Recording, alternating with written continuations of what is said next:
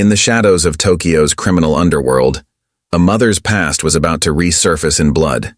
They took her daughter, thinking she was just another single mom working at a flower shop. They didn't know she was once known as the Ghost, the most feared assassin in Southeast Asia. Now, after 15 years of peace, she'll remind them why they should have checked her background more carefully. The morning sun streams through the windows of Sakura Flower Shop in Kyoto, creating a kaleidoscope of colors among the countless flowers that fill the small but meticulously organized space. Yumi Tanaka, a woman of 45 with delicate features and gentle movements, carefully arranges an ikebana display with surgical precision. Her dark hair is pulled back in a simple bun, and her hands move with practiced grace, each flower placement deliberate and perfect. Before we jump back in, tell us where you're tuning in from. And if this story touches you, make sure you're subscribed, because tomorrow, I've saved something extra special for you.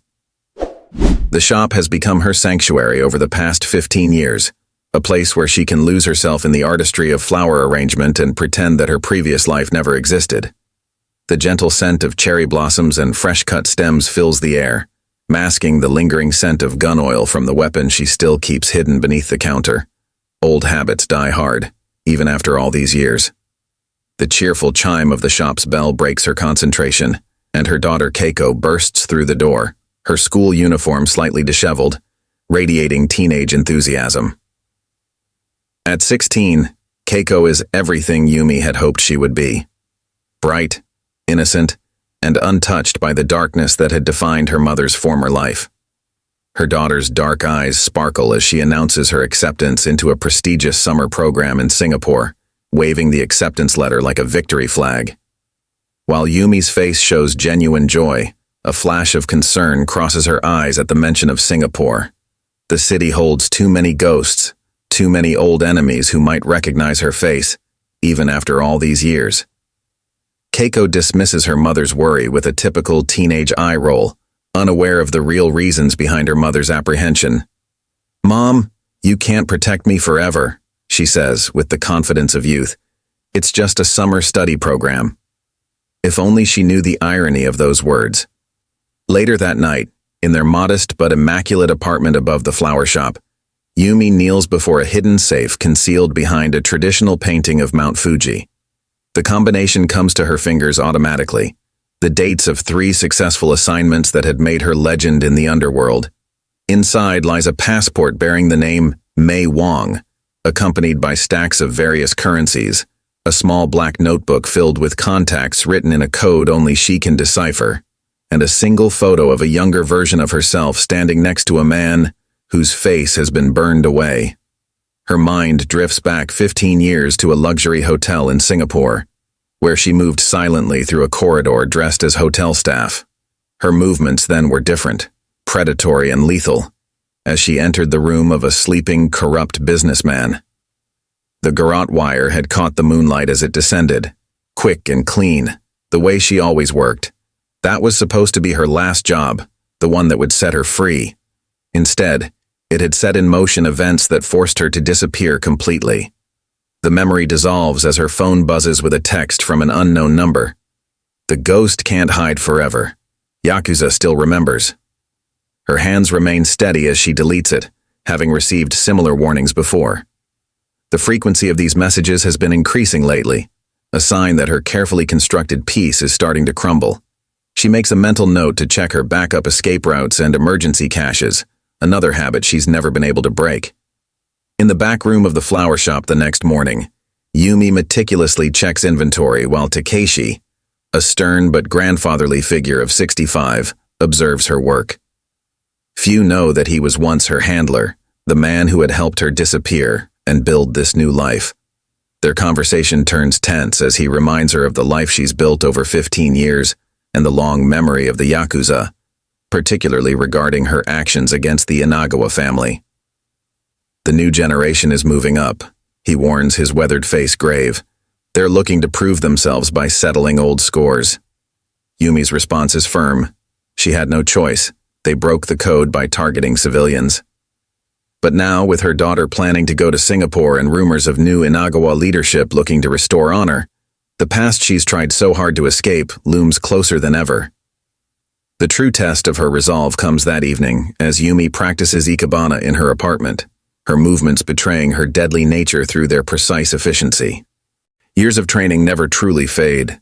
The way she holds the scissors, how she moves without sound across the wooden floors, her constant awareness of exits and potential weapons. A noise captures her attention, prompting her to grab a flower-cutting knife and move silently toward Keiko's room.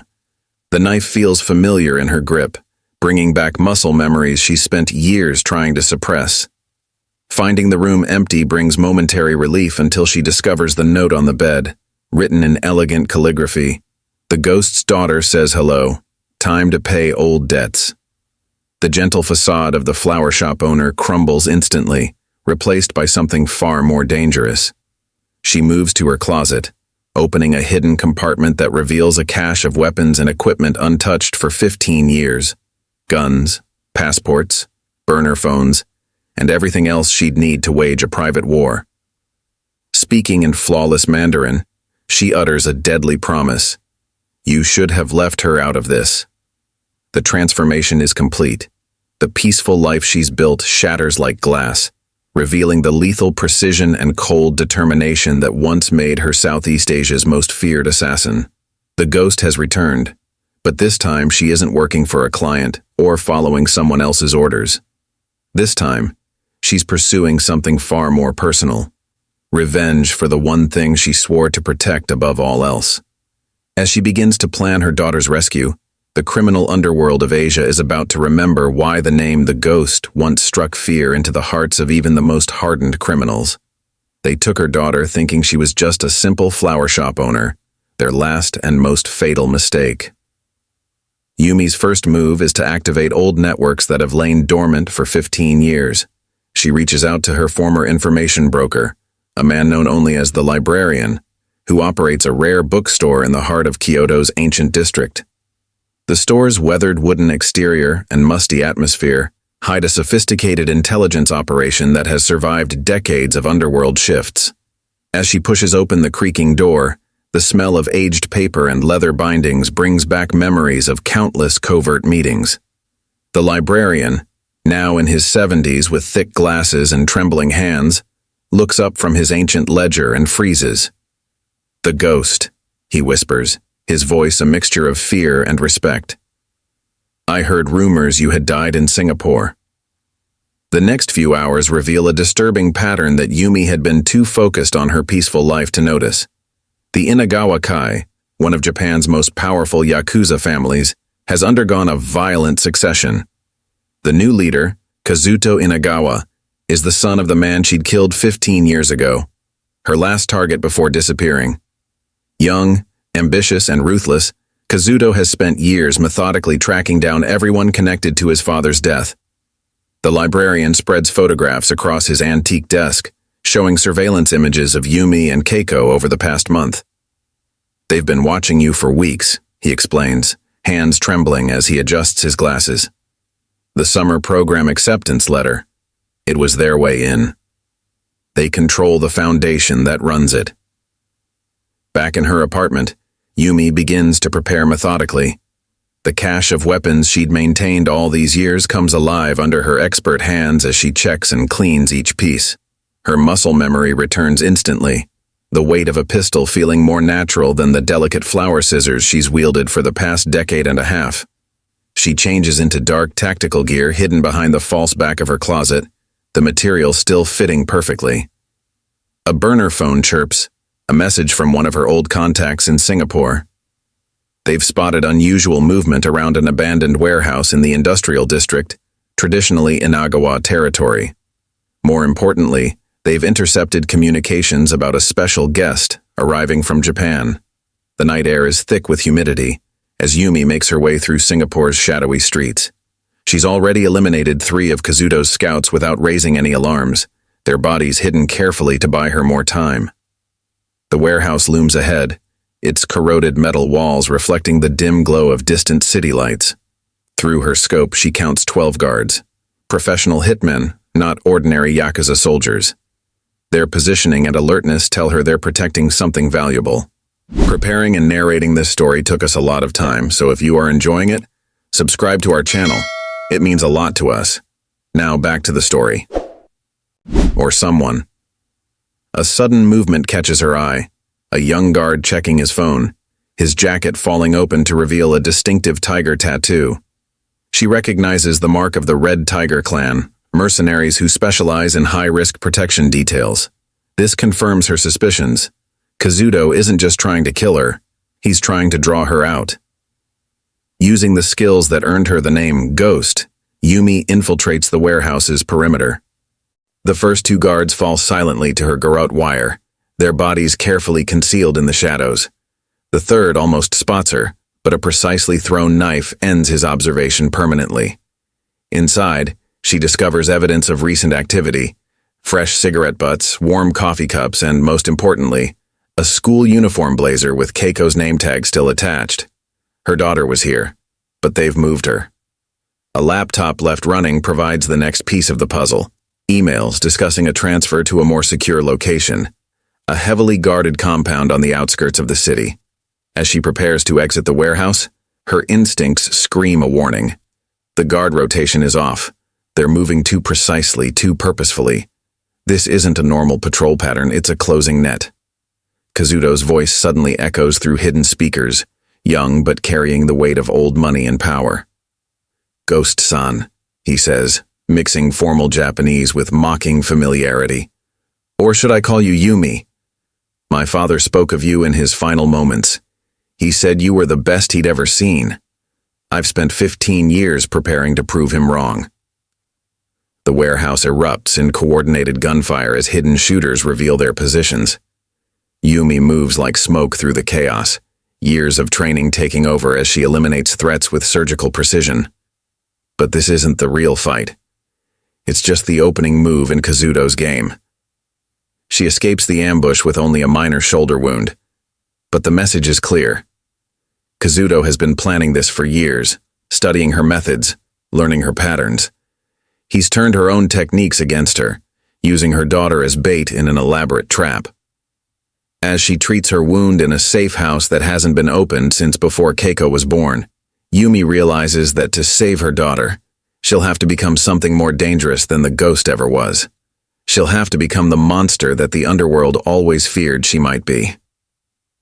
Dawn breaks over Singapore as Yumi examines the contents of her old safe house.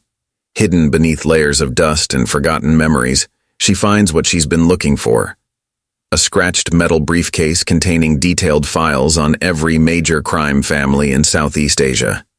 She'd spent years compiling this insurance policy, never thinking she'd actually need to use it. The dossier on the Inagawa Kai is particularly thick, filled with photographs, blackmail material, and most importantly, the names of their secret allies. Among these papers, she discovers something unexpected: a photograph of Kazuto as a teenager, standing beside his father at a private ceremony. In the background, barely visible, is a face she knows all too well: Takeshi, her supposed friend and protector, looking 15 years younger but unmistakable. The revelation hits her like a physical blow. Takeshi wasn't just her handler, he was a deep-cover Inagawa operative, playing a long game. Every warning he'd given her, every piece of advice about staying hidden, was designed to keep her exactly where they wanted her. The summer program, the surveillance, even the timing of Kazuto's move. It had all been orchestrated with insider knowledge. She thinks back to all the times Takeshi had been alone with Keiko, all the grandfather-like moments that now take on a sinister new meaning. Her hands tremble with rage as she dials a number she'd memorized years ago but never used. The call connects to a woman known in underground circles as the Mirror, a master of disguise and infiltration who owes Yumi a life debt from a job in Macau. If anyone can help her penetrate Kazuto's inner circle, it's her. The Mirror's voice is smooth as silk over the encrypted line. "I wondered when you'd call, Ghost. The underworld's been buzzing about your return." Within hours, they meet in an abandoned temple on the outskirts of the city, where the Mirror provides crucial intelligence. Kazuto's compound is a fortress, but like all fortresses, it has a weak point: his ego, He's hosting a private auction in 2 days, selling off his father's priceless art collection to the criminal elite of Asia. The perfect opportunity to get close, if you're willing to walk straight into the dragon's den. Using the mirror's connections and her own dormant network, Yumi creates a new identity, Mai Chen, a notorious art collector from Hong Kong known for her discretion and limitless budget. The mirror works her magic, transforming Yumi's appearance with subtle prosthetics and colored contacts. The woman who emerges looks nothing like the gentle flower shop owner, or the legendary ghost. As she memorizes Mai Chen's background details, Yumi receives an encrypted video file on her secure phone. The footage shows Keiko, unharmed but clearly frightened, reading from a script. "Mom, if you're watching this, don't come for me. They say they'll let me go once you surrender yourself. Please just do what they want." Near the entrance, a group of school children who had witnessed everything stood with their teacher, a retired army sergeant, who had been explaining the Medal of Honor's significance when the incident began. He seized the moment for an impromptu lesson. "Take note, kids. What you just saw was a contrast between two types of Americans, those who serve with honor and those who serve only themselves." As Vanessa was led through the museum's main hall, tourists and visitors parted like the Red Sea, many pulling out their phones to capture her walk of shame. Her carefully crafted image of wealth and privilege seemed to dissolve with each step. The designer suit that had commanded respect in corporate boardrooms now looked as superficial as a Halloween costume. Marcus's fellow guard, stationed at the World War II exhibition, caught his eye and rendered a subtle salute, a gesture of respect that spoke volumes. Throughout the building, other veterans who had been touring the museum stood at attention as Vanessa was escorted past, their silence more condemning than any words could have been. Outside, a small crowd had already gathered, drawn by the unusual sight of police vehicles in front of the museum's grand entrance. As Vanessa emerged into the bright sunlight, a tourist's child pointed and exclaimed, "That's the lady who hit the soldier. I saw it on TikTok already." Indeed, the first clips of the incident were already spreading across social media like wildfire. Museum Karen and Dog Guardian of Valor were trending, with early videos gaining hundreds of thousands of views within minutes. The court of public opinion was in session, and the verdict was unanimous. Back inside, Marcus resumed his post with the same dignity and presence he had shown throughout the incident. A museum administrator approached him discreetly, offering to relieve him for the day, but Marcus declined with a slight shake of his head. "The medals still need their guardian, sir," he said quietly. "This changes nothing." As the excitement died down and regular museum operations resumed, visitors noticed something different about the atmosphere in the Medal of Honor Hall. There was a deeper sense of reverence, as if Vanessa's actions and Marcus's response had somehow made the meaning of the place even more profound. Parents began explaining to their children not just about the medals behind the glass, but about the living embodiment of honor who stood guard over them. The incident would soon explode across the internet, but for now, in this quiet aftermath, Marcus stood his watch. Behind him, the medals of America's greatest heroes gleamed in their cases, their stories of sacrifice and duty serving as silent witnesses to yet another battle. Not one fought with weapons, but with dignity against disrespect, honor against entitlement. Within hours of Vanessa Blackwood's arrest, the internet transformed into a digital courthouse, with millions serving as both jury and judges.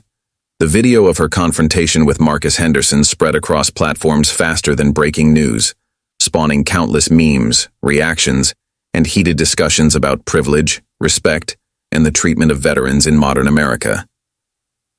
Guardian of Valor and the Museum Karen dominated Twitter's trending topics, while TikTok creators rushed to stitch and duet with the original footage. A particularly viral edit juxtaposed Vanessa's entitled behavior with Marcus's stoic response set to "God Bless the USA." It garnered over 10 million views in just 3 hours. Military veterans began sharing their own stories of dealing with disrespectful civilians, creating a powerful narrative that resonated far beyond the initial incident. Professional athletes, celebrities, and politicians from both sides of the aisle united in condemning Vanessa's actions. NBA star LeBron Mitchell shared the video with the caption, "This is what real strength looks like. Not the person throwing hands, but the one showing restraint. Mad respect to our number guardian of valor. The post quickly became his most engaged content of the year. Meanwhile, Vanessa's carefully curated online presence crumbled like a house of cards. Internet sleuths quickly connected her to Blackwood Luxury Real Estate, her high-end property development company. Within hours, her company's Yelp and Google business pages were flooded with one-star reviews.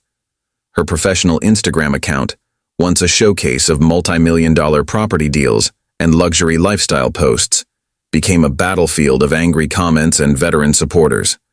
Several major real estate firms publicly announced they were severing ties with Blackwood Luxury Real Estate. The National Association of Realtors issued a statement distancing themselves from her actions.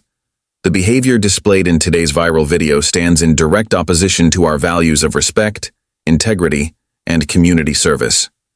News channels picked up the story for their evening broadcasts, with one cable news anchor noting, "In an era of divided public opinion, it's remarkable to see such universal condemnation." Political pundits from across the spectrum found rare common ground in praising Marcus's restraint and professionalism, while criticizing Vanessa's entitled behavior. A deep dive by online investigators revealed this wasn't Vanessa's first brush with controversy. Old social media posts surfaced showing similar incidents of disrespect toward service workers, though none had escalated to physical assault. A former employee anonymously shared stories of toxic workplace behavior, painting a picture of someone who had let wealth erode their humanity. The National Military Museum's official social media accounts handled the situation with grace, posting a simple statement. "We stand firmly behind our honor guards and their commitment to preserving the dignity of our nation's military heritage. We thank the public for their overwhelming support and remind visitors that our exhibits deserve the utmost respect." Veterans organizations across the country seized the moment to educate the public. The American Legion shared a powerful video about the significance of the Medal of Honor and the sacred duty of those who guard such memorials. The video included interviews with Medal of Honor recipients who expressed their gratitude to Marcus for protecting the dignity of their award. Marcus Henderson himself became an overnight symbol of military virtue and restraint. His military record, already impressive, became public knowledge as fellow veterans shared stories of serving with him. A photograph of him receiving his Silver Star in Afghanistan went viral, accompanied by the citation describing how he had risked his life to save 3 wounded comrades under heavy fire. Yet Marcus remained humble. When reporters gathered outside the museum hoping for a statement, he simply said, "I was just doing my duty." The real heroes are the ones whose medals I'm privileged to guard.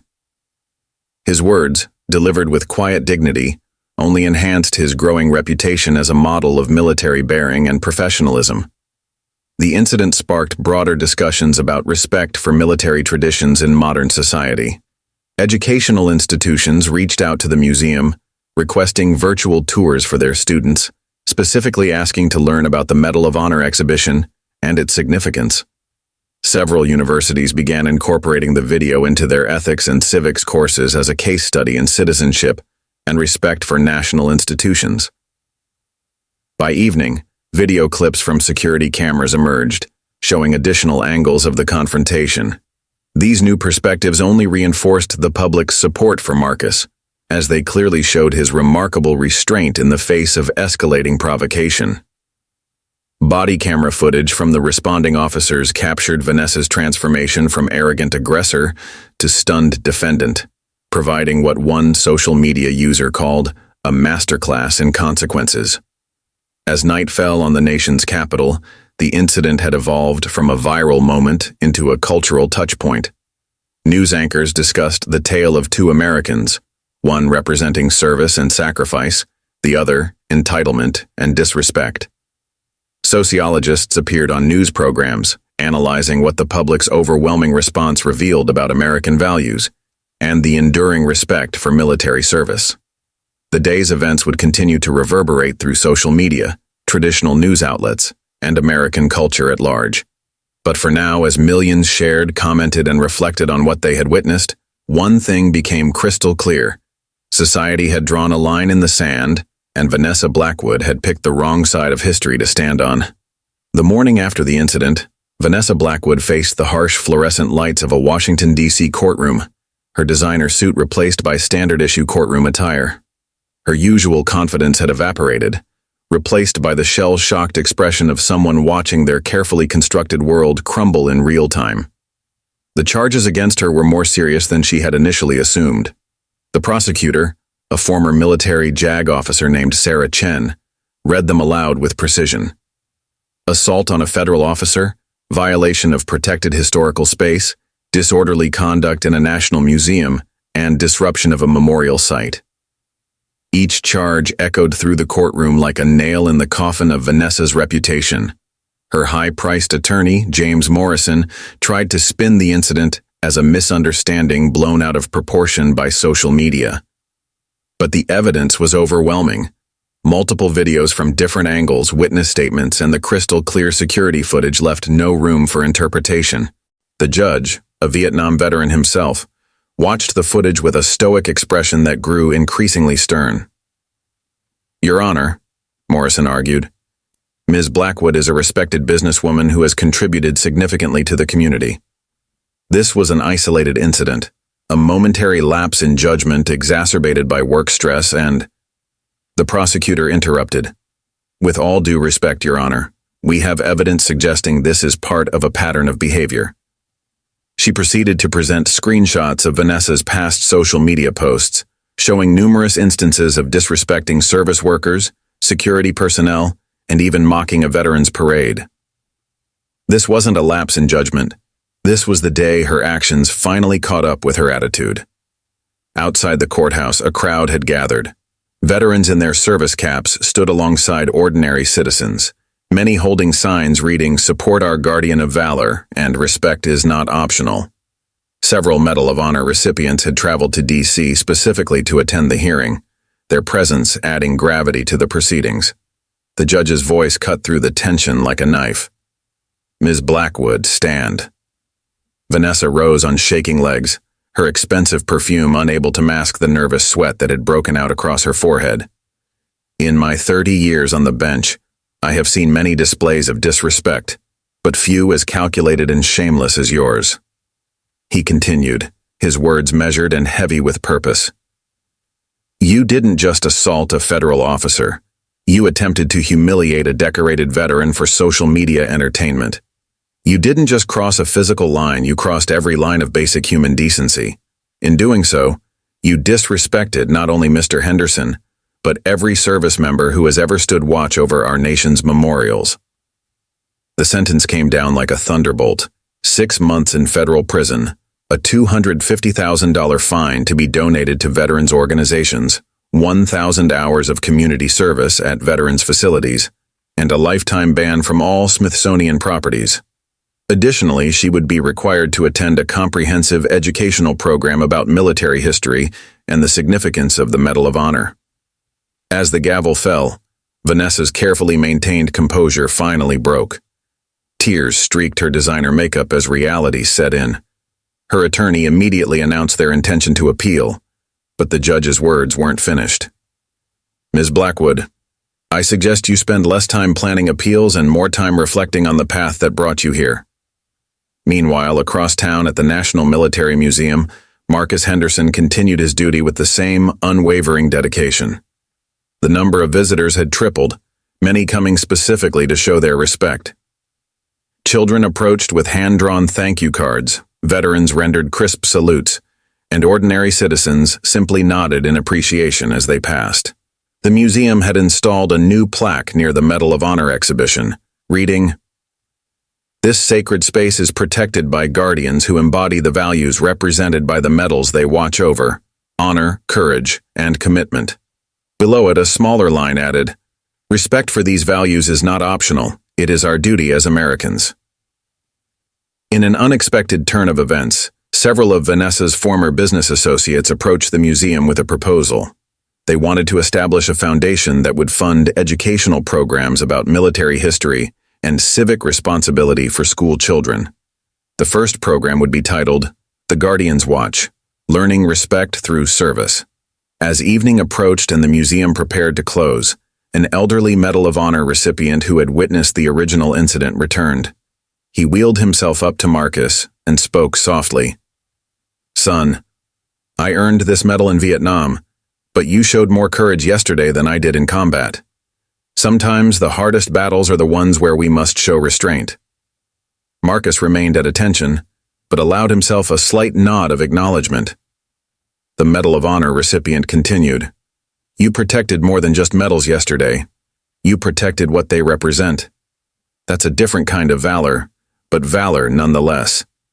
The incident would be remembered not just as a viral moment or a cautionary tale about entitlement, but as a turning point in how society viewed the guardians of its sacred spaces. Vanessa Blackwood's name would fade into obscurity, but the lesson she inadvertently taught would be remembered for generations to come. 1 month after the incident that shook the National Military Museum, Vanessa Blackwood sat in a stark prison classroom, her orange jumpsuit a far cry from her former designer wardrobe. As part of her sentence, she was attending a mandatory course on military history and the significance of the Medal of Honor. Today's lecturer was none other than Colonel James Wright, a retired Marine and Medal of Honor recipient. The medal you disrespected, Colonel Wright began, his voice carrying the weight of experience, isn't just a piece of metal. Each one represents a moment when someone chose the lives of others over their own safety. He paused, making eye contact with Vanessa. Much like how Marcus Henderson chose dignity over retaliation when you assaulted him. The transformation in Vanessa was becoming evident. The entitled smirk had vanished, replaced by a sobering awareness of her actions' impact. Her fellow inmates, many of whom had family members in the military, had made sure she understood the gravity of her offense. Every day, she watched news reports about how her actions had sparked a national conversation about respect, service, and privilege. Back at the museum, changes were already visible. Visitor behavior had shifted dramatically. Parents could be heard explaining to their children not just about the medals and their recipients, but about the importance of showing respect to those who serve. The velvet rope line that Vanessa had so casually crossed now featured a new sign. Standing behind this line stands for respect. Marcus Henderson's story had taken on a life of its own. Military academies incorporated video of the incident into their training programs, using it to teach about composure under pressure. The Marine Corps created a new award for exceptional restraint and professionalism in challenging situations, unofficially dubbed the Henderson Honor. Educational institutions across the country began inviting veterans to speak about service, sacrifice, and the importance of national monuments. One high school principal noted, "The incident showed us that we weren't doing enough to teach our students about respect for military traditions. That changes now." Vanessa's former real estate empire continued to crumble. Her luxury properties were being sold off, with a significant portion of the proceeds, at the judge's direction, going to veterans organizations. Ironically, one of her most prestigious buildings was purchased by a veteran-owned business that transformed it into affordable housing for military families. The incident's viral footage had evolved into a powerful teaching tool. Social media platforms that had initially amplified the scandal now featured thoughtful discussions about privilege, respect, and the true meaning of service. Behavioral experts analyzed the video, pointing out how Marcus's restraint exemplified the highest standards of military bearing. In her prison cell, Vanessa received a letter that would change her perspective forever.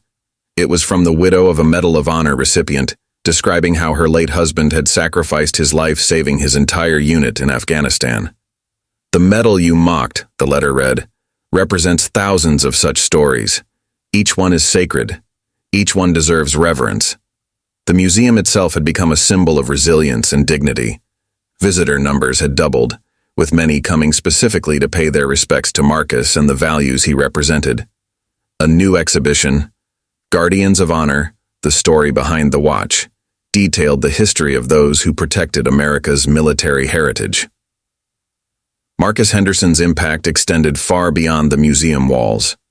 Veterans organizations reported a surge in volunteers and donations. Young people, inspired by his example, showed increased interest in military service and civic duty. As one recruitment officer noted, Henderson showed that true strength isn't about power, it's about principle. 3 months into her sentence, Vanessa requested permission to make a public statement. Standing before cameras in her prison uniform, she spoke with genuine remorse. "I didn't just disrespect one guard that day. I disrespected every person who ever put on a uniform, every family who lost a loved one in service, and every American who understands the meaning of honor. No apology can undo that, but I hope my story serves as a warning to others." The media coverage of her statement was overshadowed by a ceremony at the White House, where Marcus Henderson received a civilian service medal for his exemplary conduct. In his brief acceptance speech, he remained characteristically humble. "I stand here representing every guard, every service member, and every American who understands that respect isn't a choice, it's a duty." As the year drew to a close, the National Military Museum added a small but significant addition to its Medal of Honor exhibition. Next to the guard post where Marcus stood his watch, a simple plaque read, "Honor is not just about the medals behind the glass. It's about the people who choose to serve, protect, and respect them. Let this space remind us that every act of service, whether on the battlefield or in our daily lives, deserves our utmost respect." The incident that began with an act of disrespect had transformed into a powerful lesson about honor, service, and consequences. While Vanessa Blackwood served her sentence, Marcus Henderson continued his watch, standing as a living reminder that true strength lies not in the power to retaliate, but in the courage to remain steadfast in the face of disrespect. 1 year after the incident that changed her life, Vanessa Blackwood stood once again before the National Military Museum. This time, there were no designer clothes, no phone in hand, and no trace of her former arrogance. Released from prison 2 months early for good behavior, she had specifically requested that her first act as a free woman be a return to the scene of her greatest mistake.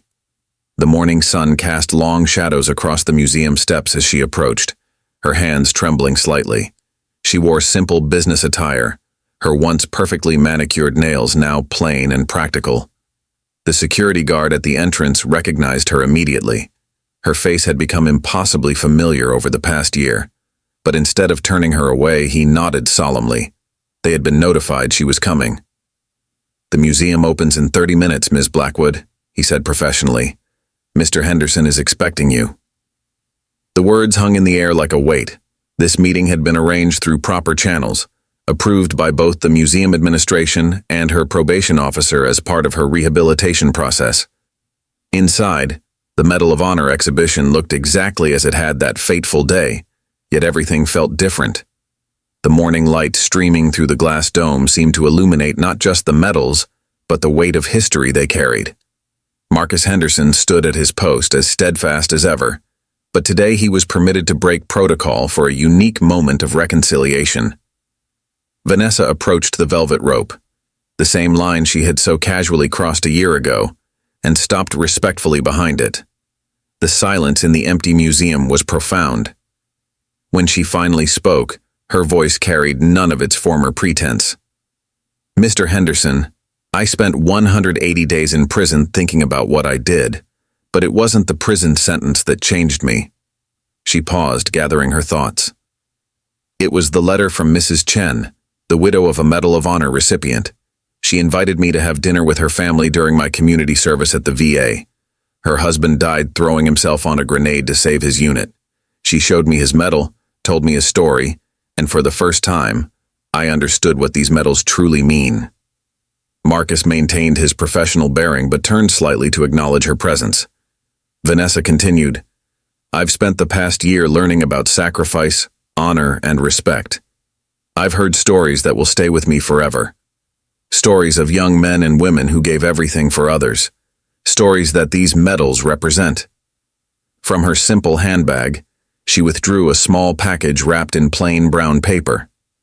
The judge's sentence included a fine of $250,000. "I paid that, but it wasn't enough. I've sold everything. My company, my properties, my cars. All of it. Today, I'm announcing the creation of the Guardians Honor Foundation, with an endowment of $15 million. She placed the package carefully on a nearby bench. "This is the deed to my last property. It's being converted into a transition center for homeless veterans, because I finally understand that true worth isn't about what you own, it's about what you give back." Marcus spoke for the first time, his voice measured and professional. Your actions that day disrespected everything these medals represent. But your actions since then honor the principles of redemption that many of these heroes fought to preserve. The museum director, who had been quietly observing, stepped forward. Ms. Blackwood, your foundation's first project has been approved. Starting next month, we'll be launching an educational program for schools about the Medal of Honor and its recipients. The program will include your story, both the mistake and the redemption. Vanessa nodded, tears threatening at the corners of her eyes. I've requested to be part of the program, speaking to students about the consequences of disrespect and the importance of understanding our nation's military heritage. If my story can prevent even one person from making the same mistake, some good will have come from it.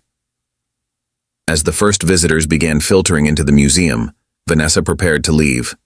But before she did, she turned to Marcus one last time. Thank you, she said simply, for showing me what real strength looks like. It's not about power or money or social media followers.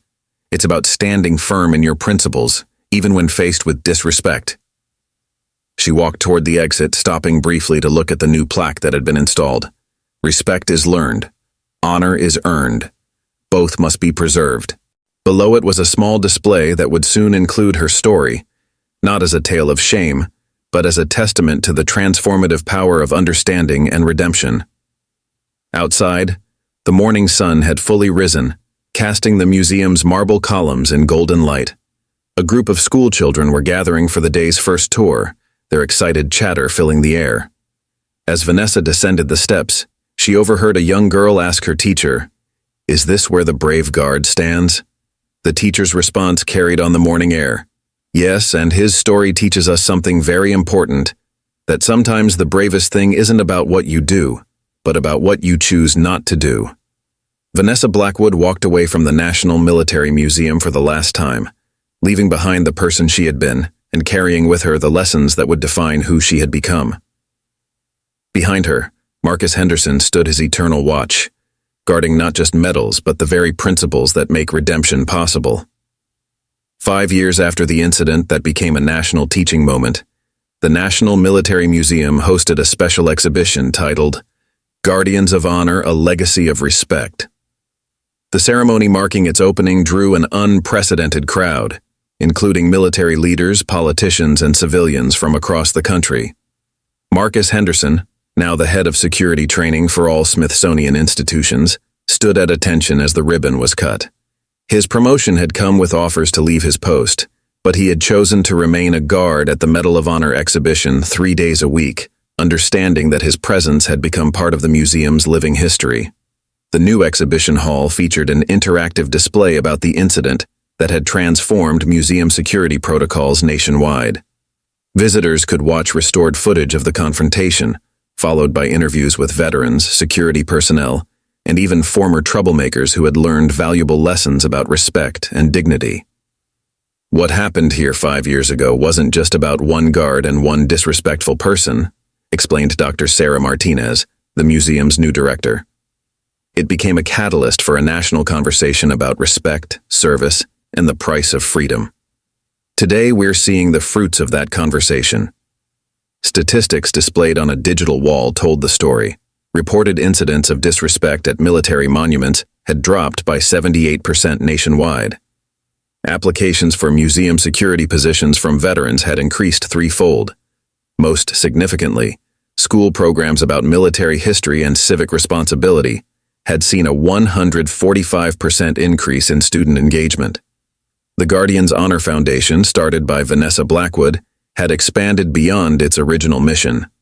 Now operating in all 50 states, it had helped establish veteran support centers, educational programs, and rehabilitation facilities. The foundation's most successful initiative was the Walk in Their Boots program, which connected troubled youth with veteran mentors. Vanessa herself had become an unlikely advocate for veteran causes. After completing her sentence and community service, she had dedicated her life to teaching others about respect and consequences.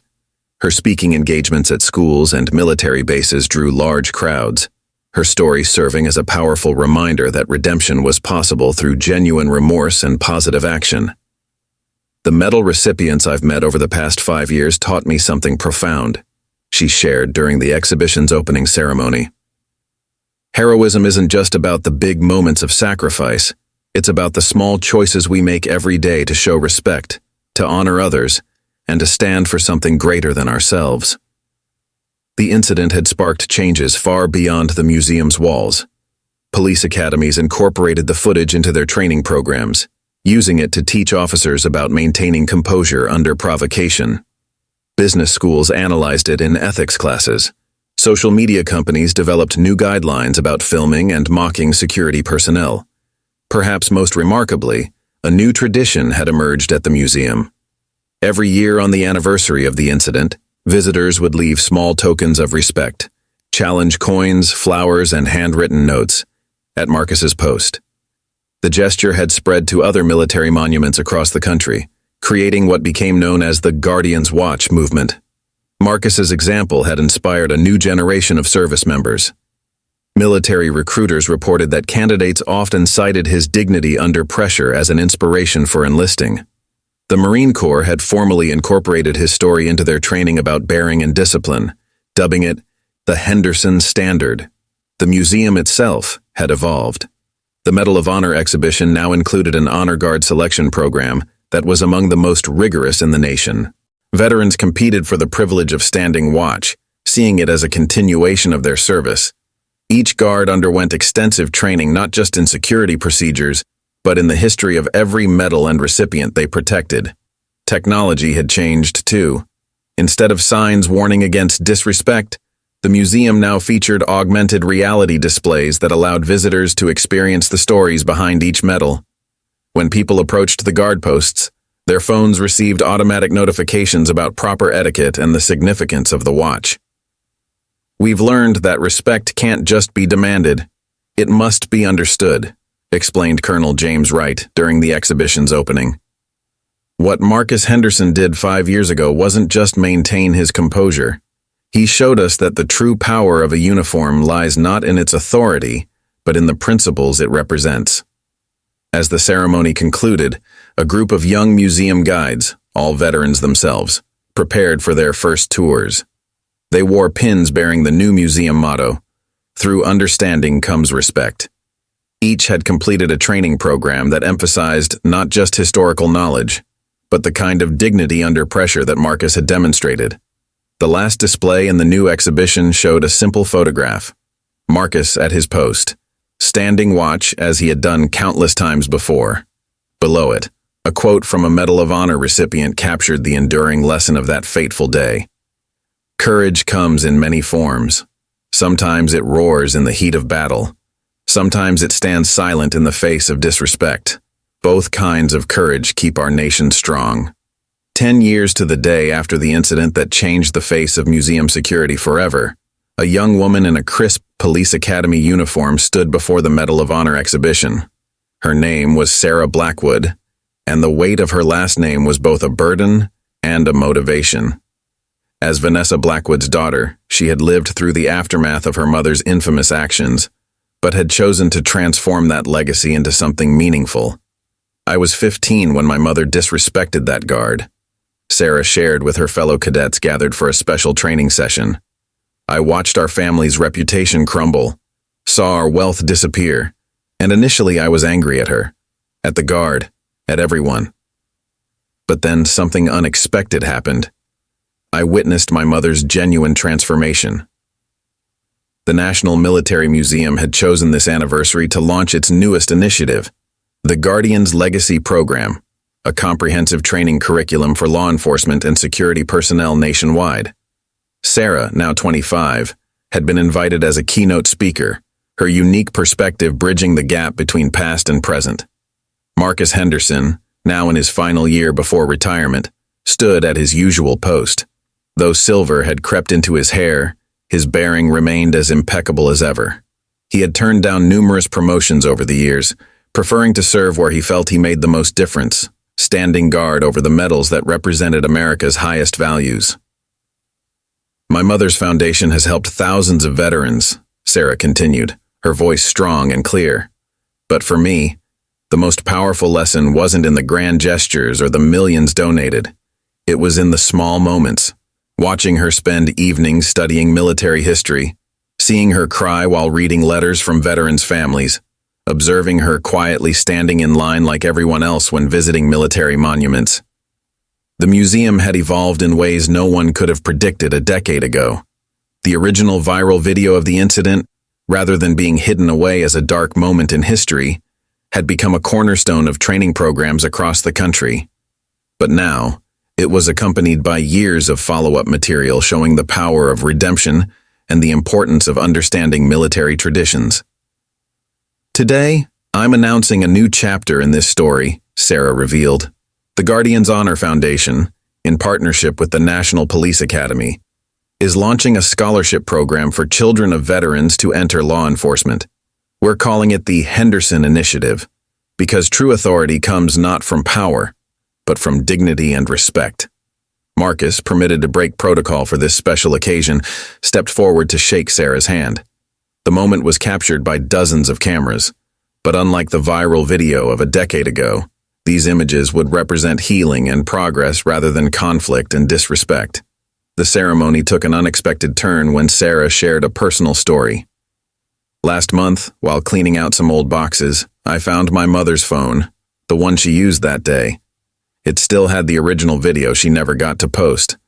But more importantly, it had something she recorded later that night in her holding cell. With her permission, I'd like to share it. The audience fell silent as the screen displayed Vanessa Blackwood, sitting alone in detention, her makeup streaked with tears. I don't know if anyone will ever see this. Her recorded voice trembled. But I need to say it. Today I became the worst version of myself, and in doing so, I met someone who represented the best of America. To that guard, I'm sorry. To every veteran, every service member, every person who understands respect in a way I failed to, I'm sorry. If I ever get the chance, I'll spend the rest of my life making this right. Sarah continued. My mother kept that promise. And today, I'm making one of my own. When I graduate from the academy, I've requested to serve as a security officer at this very museum. Because some posts are more than jobs, they're bridges between who we were and who we can become.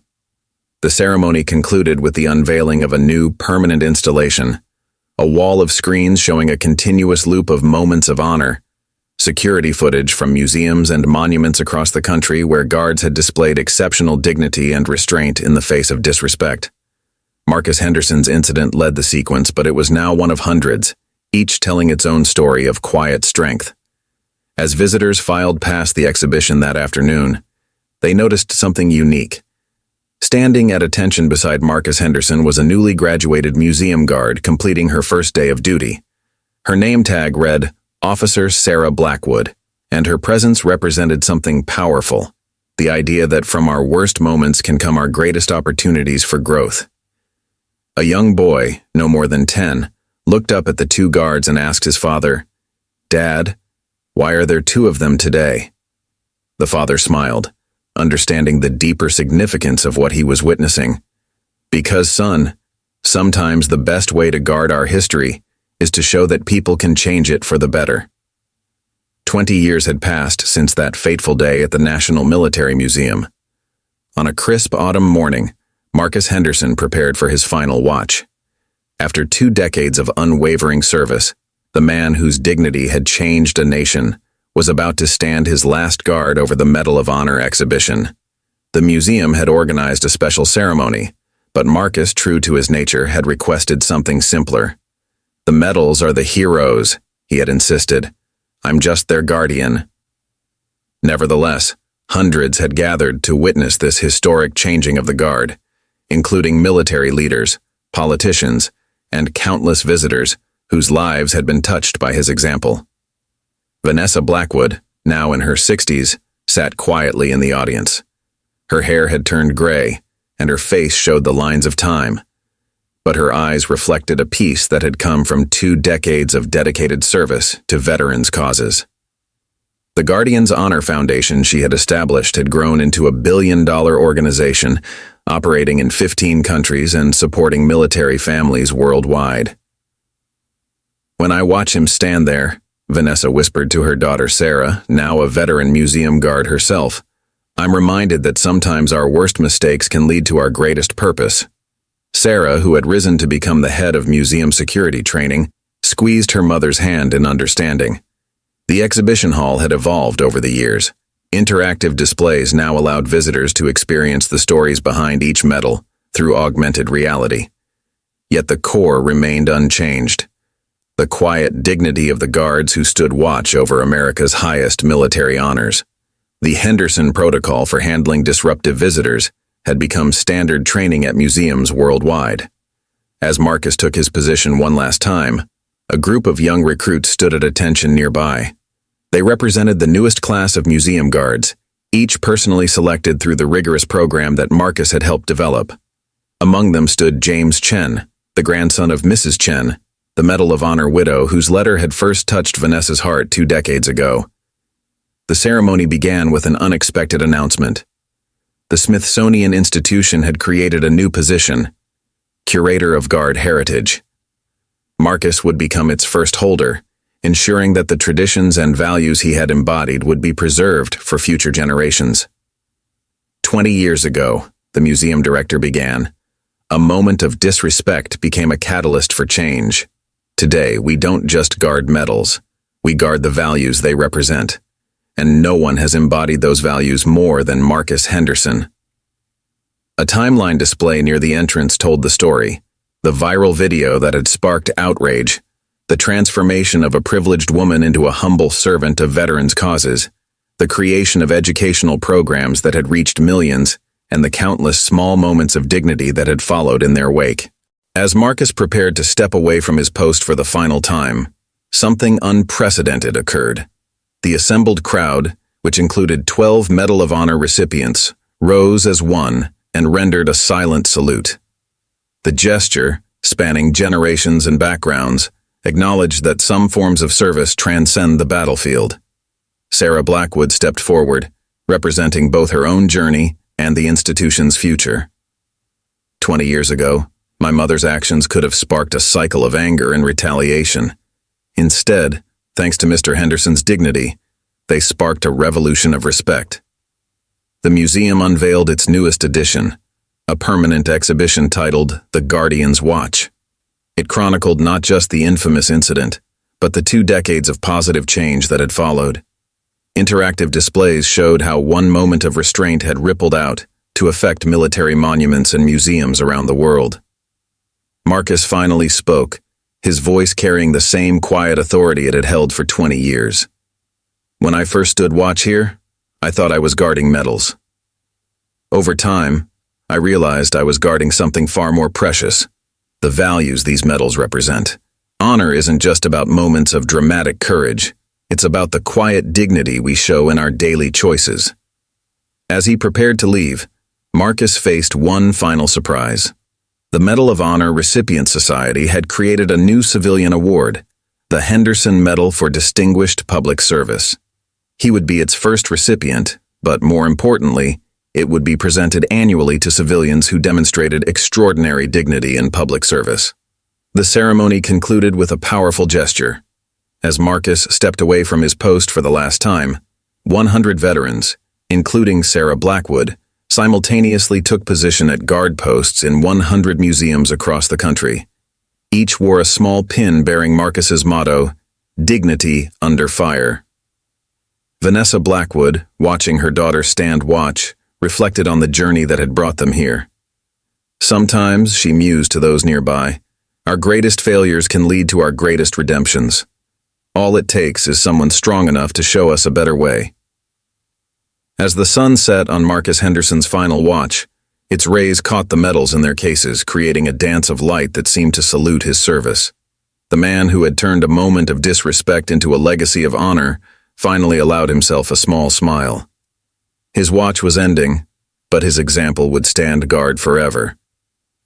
30 years after the incident, on a bright spring morning in 2025, a young museum guard stood watch at the Medal of Honor exhibition. Her name was Maria Henderson, and she was Marcus Henderson's granddaughter. The world had changed dramatically in 3 decades. Holographic displays had replaced traditional glass cases, and visitors now wore augmented reality glasses that brought each medal's story to life. But some things remained constant: the importance of honor, respect, and the sacred duty of standing watch. The original incident that had made her grandfather famous was now taught in schools as part of American history courses. The viral video, preserved in the Library of Congress, had been viewed by billions. But for Maria, the story had always been personal. She had grown up hearing it at family dinners, not as a tale of confrontation, but as a lesson about the power of dignity to transform lives. Marcus Henderson had passed away 5 years earlier, but his legacy lived on in ways no one could have predicted. The Henderson Protocol had become international standard for security personnel at cultural institutions worldwide. The Guardian's Honor Foundation, still actively led by an aging but energetic Vanessa Blackwood, had established training centers in 50 countries. Today was special. The museum was unveiling its newest wing, the Henderson Center for Civic Dignity. The centerpiece was an AI-powered interactive exhibition that allowed visitors to experience historical moments where dignity and restraint had changed the course of events.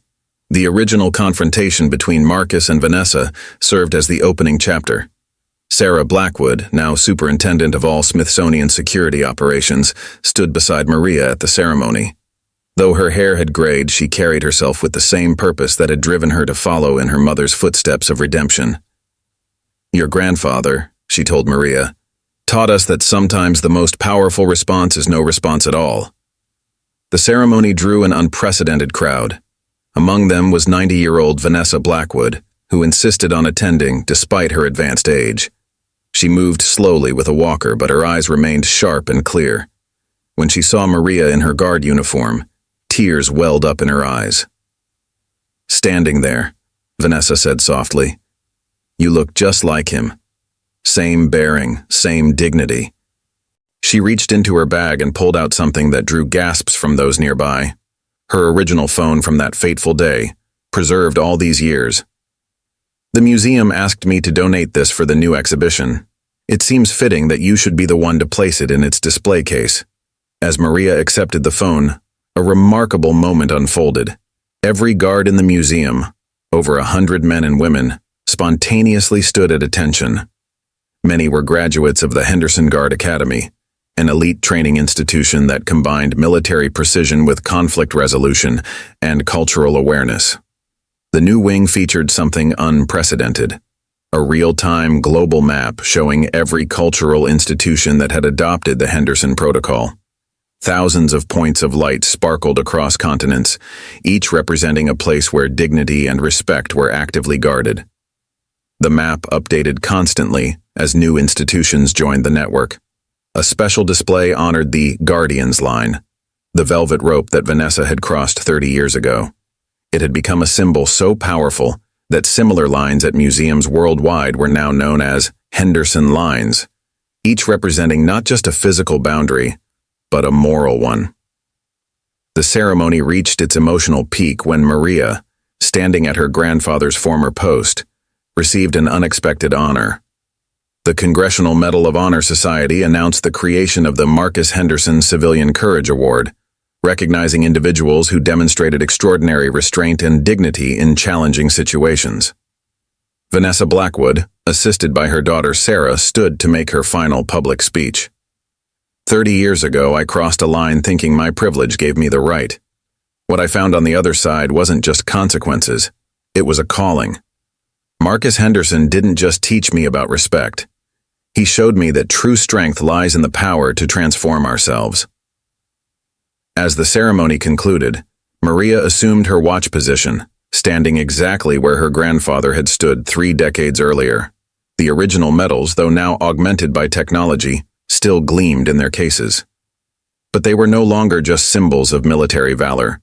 They had become testaments to the power of dignity to change hearts and minds.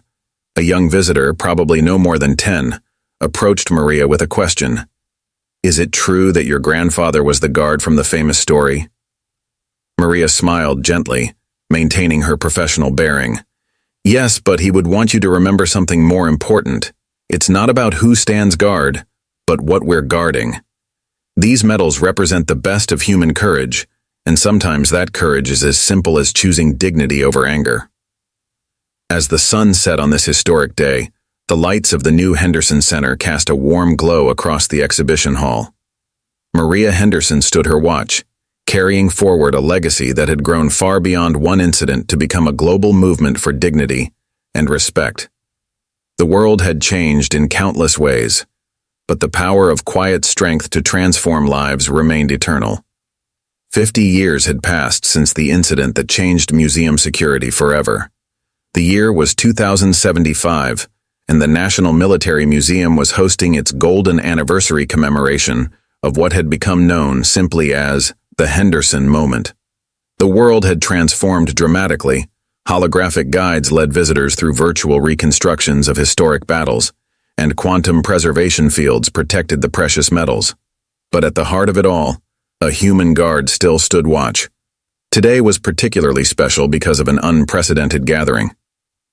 3 generations of Hendersons and Blackwoods stood together in the exhibition hall. Maria Henderson, now the Global Director of Cultural Heritage Protection, stood beside her daughter Elena, who had followed in the family tradition of guard service. Beside them, 95-year-old Sarah Blackwood sat in her wheelchair, her eyes still bright with purpose. The occasion marked the opening of a new permanent installation, a century of honor, from Civil War to cyber defense. The exhibition traced the evolution of military valor from traditional battlefields to modern digital warfare. At its center stood the original Medal of Honor display where Marcus Henderson had made his stand half a century ago. My grandfather never wanted to be famous, Maria addressed the assembled crowd.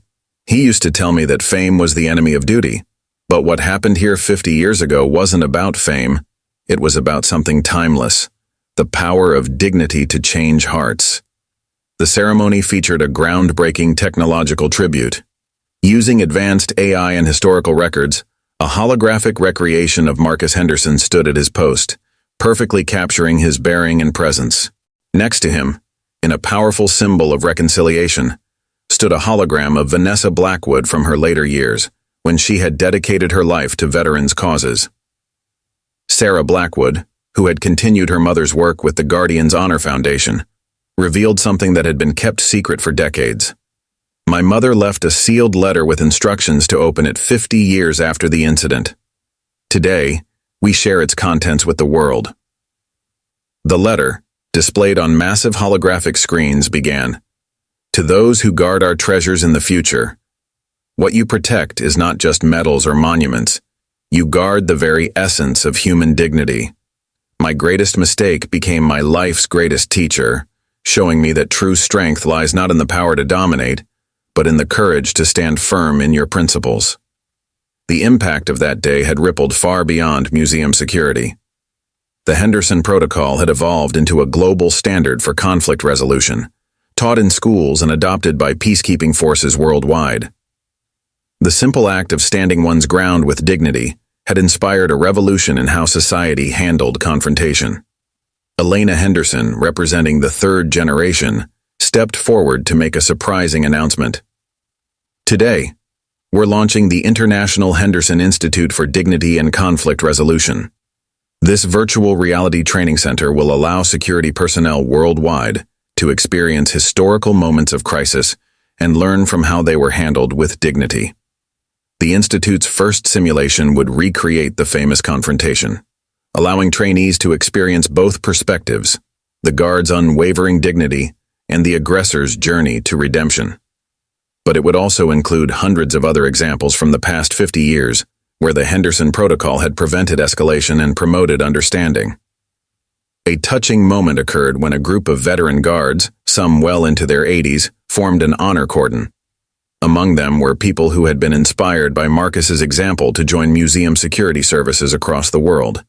They stood at attention as Sarah Blackwood was wheeled between them, each rendering a perfect salute to the woman whose family's transformation symbolized the power of change. The ceremony reached its emotional peak with the revelation of a time capsule that Marcus Henderson had prepared before his death. Inside was his original uniform from that day, perfectly preserved, along with a handwritten note. To those who stand watch in the future, remember that what you guard is not just history, but humanity's capacity for growth. Every moment of restraint is a victory for dignity. As the day drew to a close, Elena Henderson assumed the watch position of her grandfather and mother before her. The Medal of Honor display, though now enhanced by technology, remained fundamentally unchanged, a testament to valor that required human guardianship. Nearby, the holographic Marcus stood his eternal watch, a reminder that principles outlive people. Sarah Blackwood, preparing to leave, paused to touch the velvet rope that her mother had crossed so long ago. "You know," she said to Elena, "some boundaries exist not to restrict us, but to remind us of who we can become when we choose respect over arrogance." As visitors filed out, a small girl lingered, staring at the hologram of Marcus Henderson. "Will there always be guards here?" she asked her mother. Elena, overhearing, answered with quiet pride. "As long as there are medals to protect and values to uphold, there will always be those who stand watch. Because guarding honor isn't just a job, it's a promise we make to the future."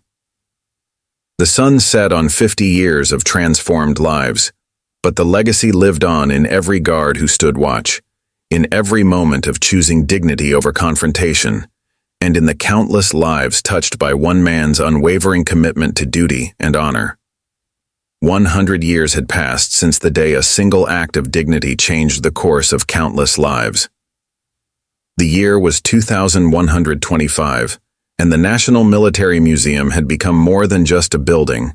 It was a living monument to the power of respect, restraint, and redemption. On this centennial anniversary, something extraordinary was about to unfold. The great-great-grandchildren of both Marcus Henderson and Vanessa Blackwood stood together in the newly renovated Medal of Honor Pavilion. The world around them had transformed beyond recognition. Quantum fields preserved artifacts, AI docents shared stories, and virtual reality allowed visitors to experience historical moments firsthand. Yet at the heart of it all, a human guard still stood watch, carrying forward a century-old tradition. Thomas Henderson, a young museum guard following his family's legacy, stood at the exact spot where his great-great-grandfather had faced that pivotal moment.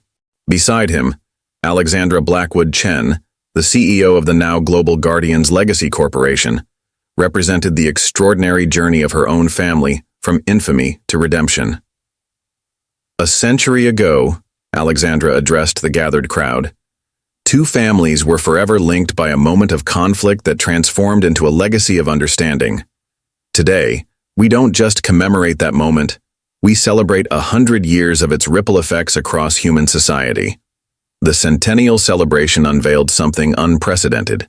Using advanced temporal scanning technology, scientists had recreated the exact atmospheric conditions, light patterns, and even the subtle sounds of that fateful day in 2025. Visitors could now experience the historic moment with all their senses, feeling the tension in the air, hearing the whispered reactions of the crowd, understanding viscerally what it meant to stand firm in the face of disrespect. But the most powerful revelation came from the Guardian's archive, a century of collected stories, each documenting how the Henderson moment had influenced conflict resolution worldwide. From playground disputes to international crises, the principle of dignified restraint had repeatedly transformed potential violence into opportunities for understanding. The Henderson Protocol, now embedded in global peacekeeping doctrine, had evolved into something its originator could never have imagined. Conflict resolution centers on every continent used advanced simulations based on that first incident to train new generations in the art of dignified response. The simple act of standing one's ground with honor had become a cornerstone of human interaction. A holographic timeline spiraled through the exhibition hall, showing key moments across the decades.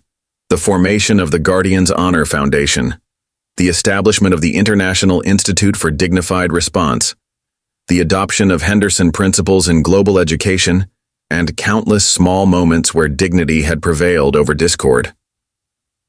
Thomas Henderson, maintaining his watch position, shared a profound reflection. My great-great-grandfather never sought recognition. He simply did what he believed was right. But in doing so, he showed us that sometimes the quietest actions echo the loudest through time. Alexandra unveiled the Centennial Initiative, a worldwide network of heritage protection centers, each dedicated to preserving not just artifacts, but the principles of respect that had grown from that single moment.